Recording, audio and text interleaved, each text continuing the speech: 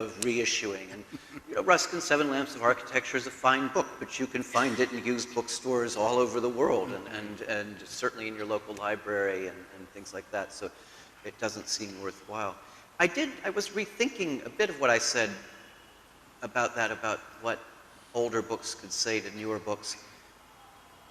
I would hate that to be simply that older books have to conform to our current conceptions of what a book should be, or any other conceptions we may have, political or whatever. One of the things older books can do is pose a challenge to the relentless presentism of the present moment and its perception that, before the internet there was nothing of any interest, and other such truisms of newspaper commentary. To publish something like Burton's Anatomy of Melancholy, which we did, or Sir Thomas Browne with his enormous, ornate, resonant, Baroque, Jacobean style, is to reintroduce the present to ways of thinking and ways of writing which, the clipped post-Hemingway sentences that are the common currency of the Anglo-American novel hardly allow for. Which brings up the question of the title classics that you said you did chafe against a bit when that was suggested because of the connotations of the word classics, particularly in Europe, as opposed to the way it is in North America. Well, I didn't want people to see that. I never had any notion, and I feared that this word would make people think that what we were doing is publishing an existent canon and simply saying these are the most important books that matter. I think that there are very good books and very great books and very odd books in the series that as it has developed, but I don't think their value is that they are, the 100 greatest books that humanity's ever produced. Nor do I really think, that kind of enumeration of those 100 greatest books is terribly useful for the life of books. But I was afraid that would happen. I also was a little bit afraid that the word, especially in the classics, especially in the United States, is an essentially debased term. You get Mrs. Field's classic cookies, and you get Florsheim's classic Oxfords, and classics are fried chicken and whatever, but it doesn't have a lot of meaning anymore when it comes to literature. And I wanted that larger field in which past and present could confront each other. I do think, however, it's as important that the present confront the past as that the past confront the present. I always loved years ago, the English little magazine Agenda did a special issue on a cranky British poet who I actually like, named C.H. Sisson, and who was he was a modernist, but cranky one. And the question posed to all the contributors to a special symposium was, were the poets of the past fundamentally deprived and unable to realize themselves because they didn't have a chance to write in free verse? And Sisson responded tersely, the dead have done their best and we cannot help them now.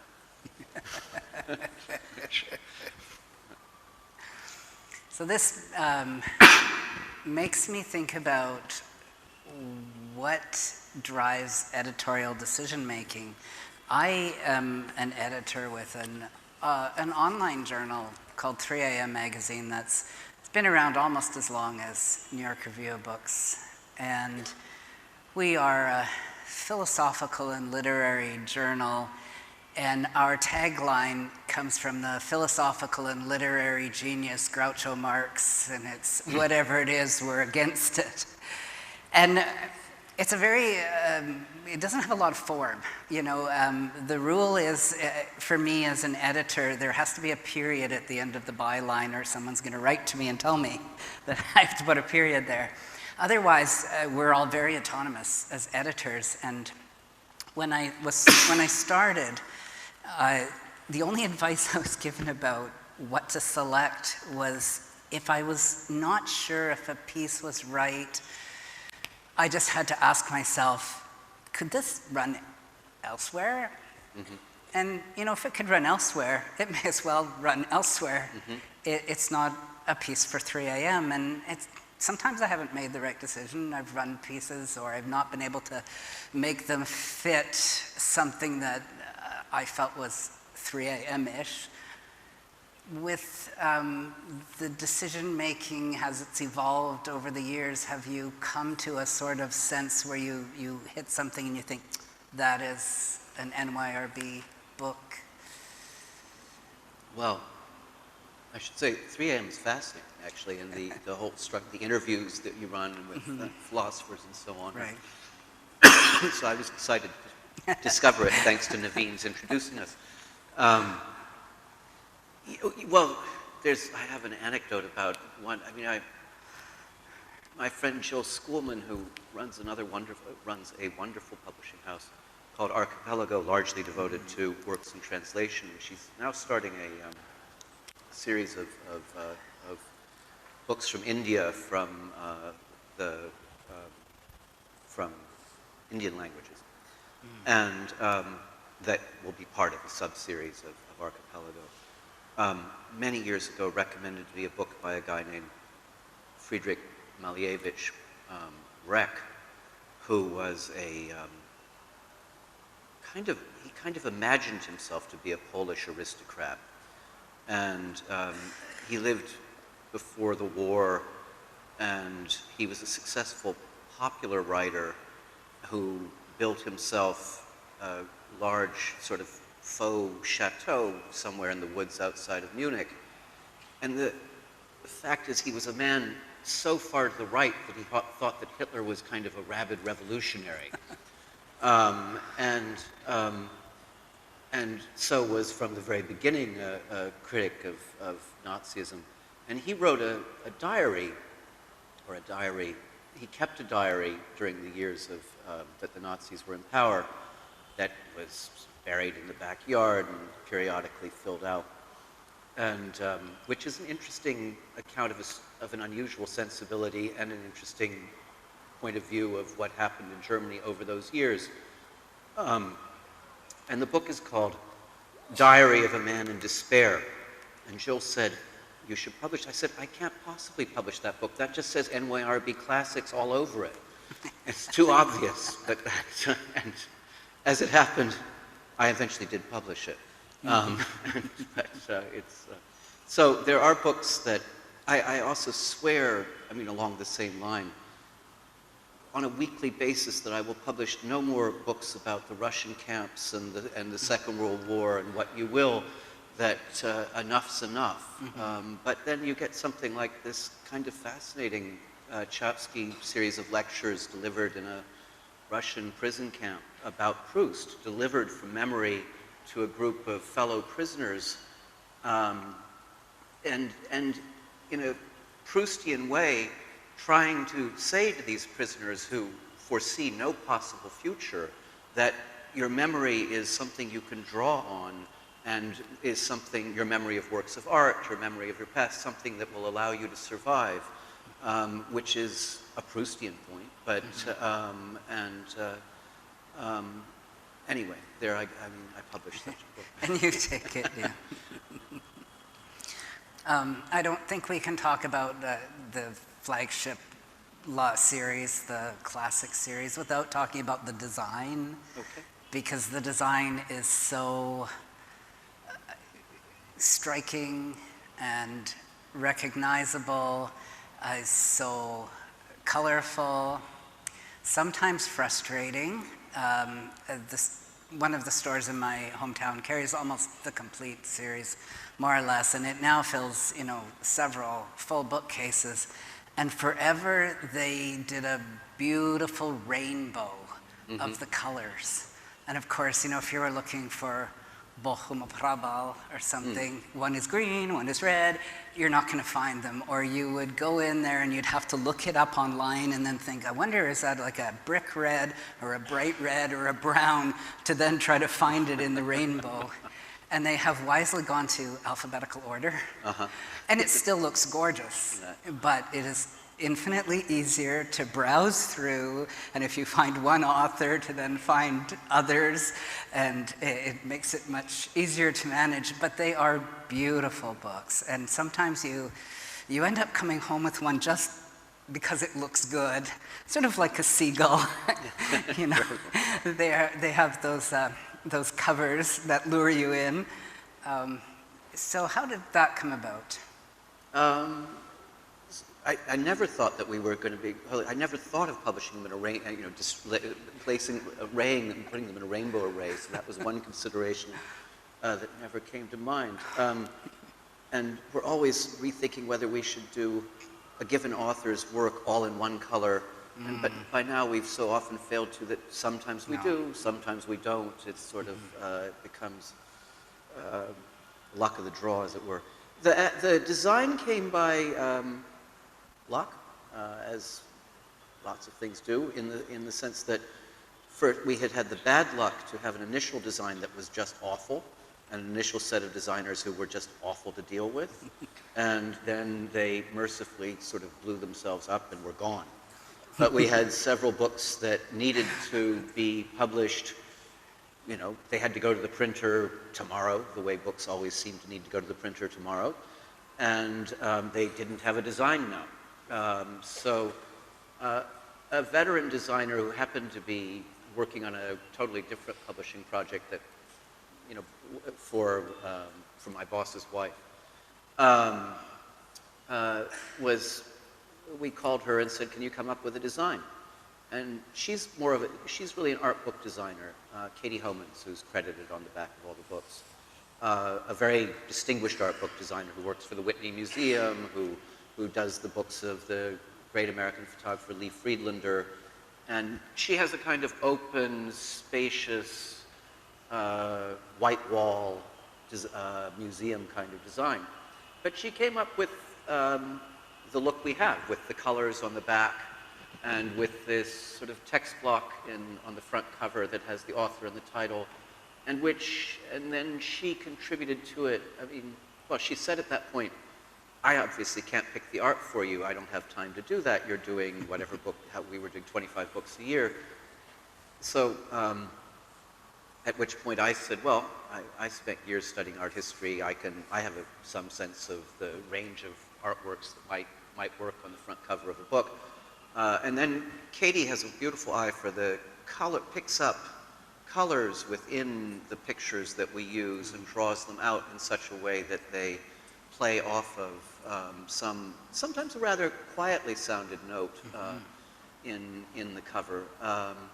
Anyway, the design, the variegated striping of the design, I think has worked wonderfully well. I mean, it allows people, the books are all recognizably of a series and of a kind, and yet they're each distinct. And it presents certain problems as you work through it. I mean, there was a period where I said to Katie, we can't have any more cinnamon, enough with the cinnamon spines, you know? Yeah. And there's certain colors that we go through color phases. But on the whole, I think it has both worked to identify the books and to set them apart from something like the black classics of Penguin. I mean, it really, in a way, makes a different proposition, and people seem to like them from the point of view, you know, just from the point of view of promotion. I don't know. I'm not very much involved in in all of those initiatives, but well, I'm going to make it for the 20th anniversary. I'm going to put together an anthology of some of the things I like best from the series. But you know, people take pictures of the books with coffee cups and send them into Twitter and things that sell books and spread the news, and who can complain? Yeah, they're described as having an Instagrammable appeal. Who knew?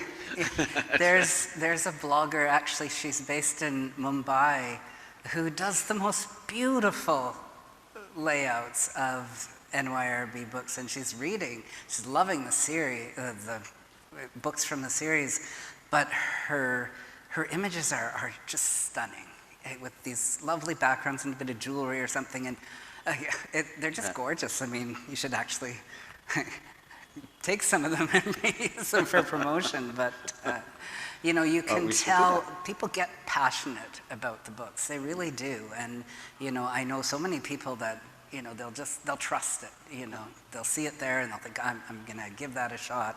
So I think that's quite effective.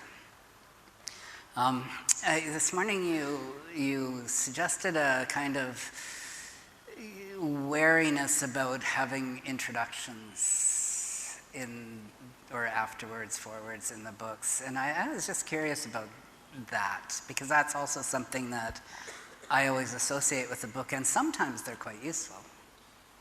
I think that many books do need and are helped by an introduction in the sense that they provide necessary background. And I mean, my notion of how an introduction should be written is that it should not be the kind of academic interpretation that to an increasing degree, say, Penguin features. But a relatively short piece in which a person who is a good and attentive, inspired, ideally, reader, provides that basic background information and then points to things in the book, the way a painter might take you to a museum and say, you know, look at that patch of sky, look at how, you know, there's this moment of red in the corner and otherwise no usage of red. That formal or elements, points, they can have to do with the content of the book too, are brought out. So I mean, I often like books, an introducer to quote well. I mean, I think good, right? And frankly, we have a wonderful book we published, a book that surprised me because I'd read these pieces in the New York Review over the years, was the collected essays of Elizabeth Hardwick, and she is a wonderful writer about books. She practices what I would call descriptive criticism. She basically she sort of tells you the plot, but the way a really brilliant person at a dinner table would suddenly make a book that she had read come alive and be able to riff off it and also suggest, I think this is perfect, this has a good place in introductions too, the limitations or oddities of a book. Introductions are not necessarily about just saying nice things about books. I mean, recently I was annoyed that a kind of wonderful, overwhelming, full of life Greek novel we're about to reissue. The introducer said, "This book promotes tolerance." So that sounds like a commendable government program, but not a novel. You know, I mean, and it's not fair to the book. It's not what the book does in a certain way do some of that, but it does a lot of other interesting things too. Anyway, I mean, the basic thing is that many introductions do the trick very well. A lot of them don't do it all that well. And frankly, they end up being, especially with our doing a lot of books in translation and new translations requiring editing, they end up being the last piece. I mean, this is just a function of having only so much time in a way, but the last piece, and if they're not very good, they can be made a little better, but they can't be, it's unlikely they're going to turn into something very remarkable, but even that requires work. So, yeah, I think because you are bringing to people's attention writers who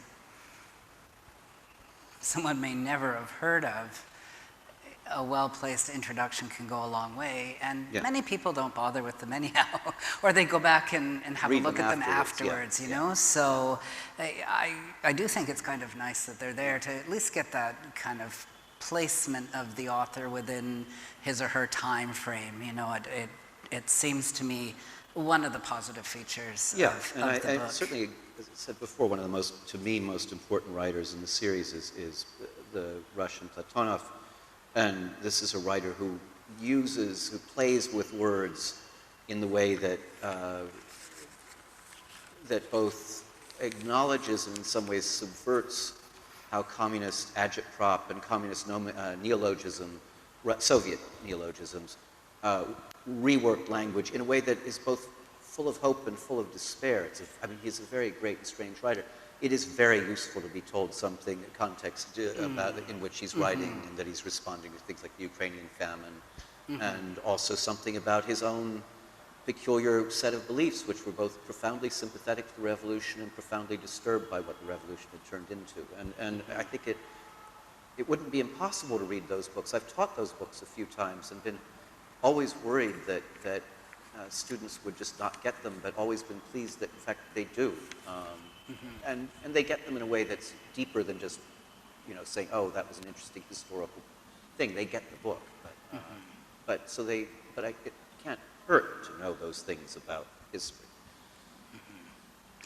I'm curious about the writers that you've chosen to publish a fair number of their books. The LA Times did that spread this last Christmas that went through all the colors and the covers and that sort of thing. And they said the author you've published the most of is Georges Simenon. And apparently, I looked him up, he's the 6th best-selling fiction author of all time. Yeah. So I don't know how that plays out for you. A friend asked me today to ask you if you're going to do all of his books. But I wondered whether some of the authors, Kingsley Amis is another one who's fairly well known, whether these do provide some kind of undergirding for... Well, Simenon, as it happened, actually is one of the world's most successful writers, but not so much in the English language. And at the point we came to do him, and now actually these books have been taken away from us and taken over by Penguin. He was especially he's famous for his books about his detective Maigret. He also wrote a whole series that are called romans durs, or hard novels, tough novels, which are, in effect, psychological novels, usually hinging on some sort of crime, but they aren't books with a solution. I have to say, I've never really liked books with a solution, and he is a quite interesting novelist, and an example of a novelist whose books needed, to a large extent, to be retranslated, and partly because they'd been treated as sort of just pulp to begin with. And I am interested in how different genres, how literature encompasses different genres, and different genres refresh and what literature can be. So Simenon was a natural, and at that point the estate was represented by, seemed to be some branch of the Scientologists. It was a very strange outfit called Corian that later went bankrupt, but I always enjoyed, I felt I was trying to convince them that to let us, and they had all these graphics to show how important a writer Simenon was, and these pie charts which showed that Simenon had sold gazillions and